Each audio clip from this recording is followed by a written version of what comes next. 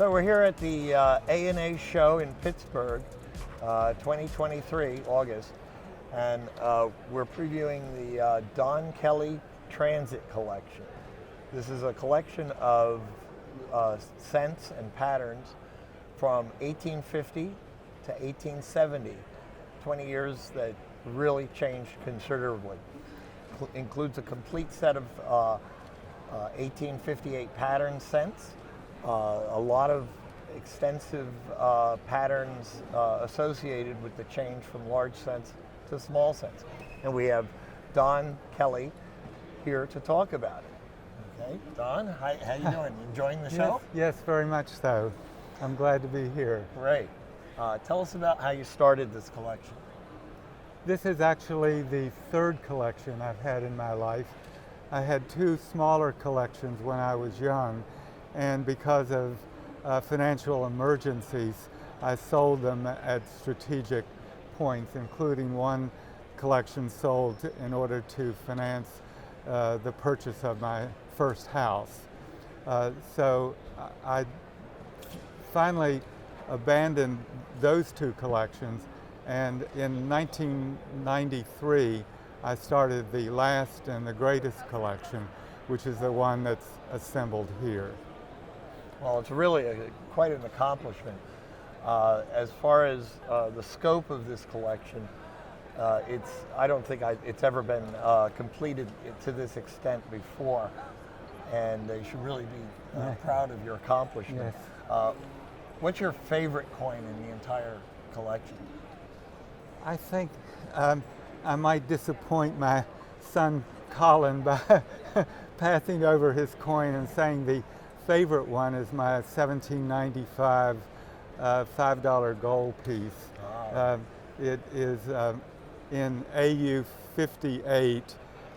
It was once many years ago lightly cleaned, and this made it feasible for me to purchase the coin at all, because had it not been graded in that way, I would not have been able to purchase it. But it is an absolutely gorgeous gold coin, and it's a BD1, which means it was in the very first distribution. One of the first $5 gold pieces. Yes, that's exactly wow, right. a real special coin, small eagle. Yeah. So, as far as being a specialist in Indian scents, my own heart goes to the small scents rather than the gold. Yeah. And I am blown away by the quality of the coins in this collection. Some of them, many of them are finest knowns. Some are pedigreed to fabulous collections like Floyd Starr, Eliasberg, Harry Bass, all kinds of big names like that. And it's just amazing to see this type of quality in a collection. In our exhibit here, my favorite part is all the flying eagles. Mm-hmm. We have a Gobrek dollar flying eagle, a pattern 1838 half dollar with a eagle that was not used for regular distribution. And then we have a large flying eagle scent, or you might call it a medium one, since it's a little smaller than a large scent, with a high relief eagle. And then the flying eagle scent is represented by a dateless pattern, which is very rare. There's only 5 known. This is the finest known, really spectacular coin.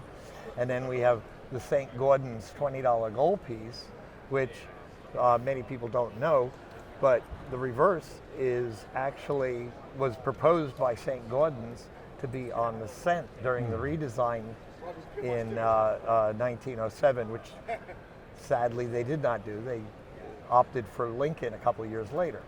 But it could have been, we could have had a flying eagle cent in the early 20th century.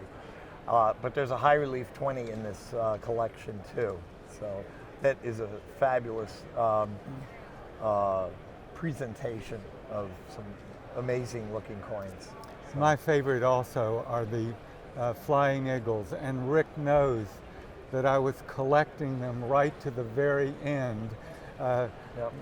As recently as about 6 weeks ago, with the help of my son, I was able to purchase the last one. So there are 27 of 27 flying eagles and patterns for that period. And the Indian collection is almost complete. There's only one missing coin in that section as well.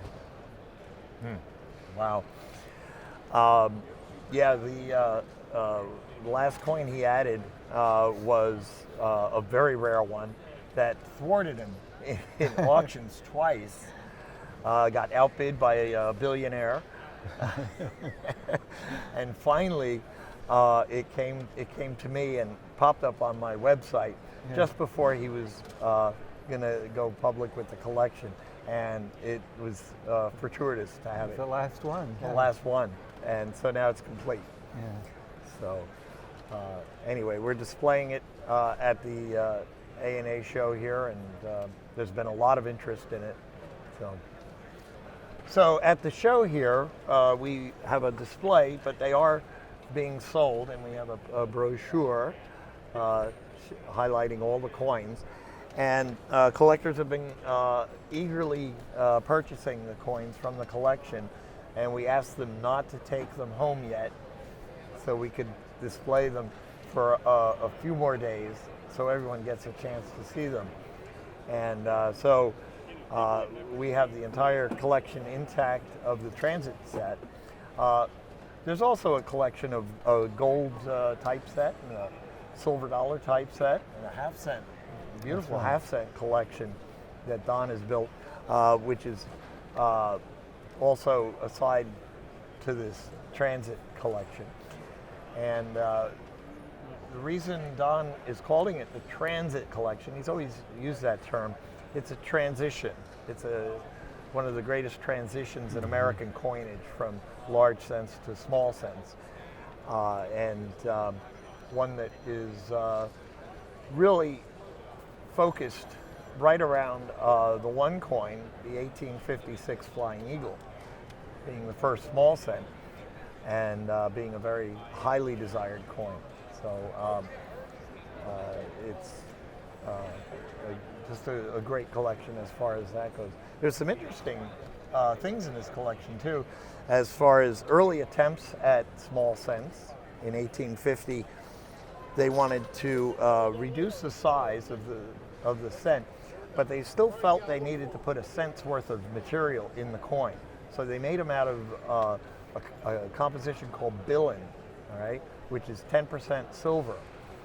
And that made the coin real small, but to make them handle better, they put a hole in the center and made them a little bit bigger. So it's kind of unusual. I guess they thought people could string them together and wear them around their neck.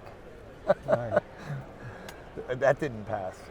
Then they tried going with German silver, which is not silver at all. It's tin and zinc and a little bit of nickel.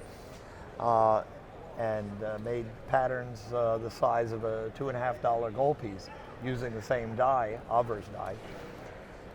And all these experiments led to using the first coin with nickel, which at that time was not considered a coinage metal.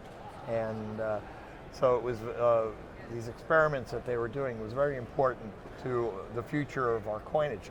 Now everything's made out of nickel and copper, pretty much around the world. So it's very historical in its use. Also in this collection are aluminum coins. The Indian cent struck in aluminum, which at the time was actually more expensive per weight than gold, because they hadn't figured out how to mine it or refine it cheaper. And so we have an aluminum penny cent. We also have in this collection, there's in the 1880s, or no, 1860s, they wanted to have a uniform coinage between the cent, 3 cent piece and the 5 cent nickel, and make them all out of nickel and proportionately sized. But that would have made the the cent really small. And so we have a micro cent Yes, in this it was collection. tried. And that would have been, unusual if it was adopted, but luckily it wasn't. So, any other thoughts on?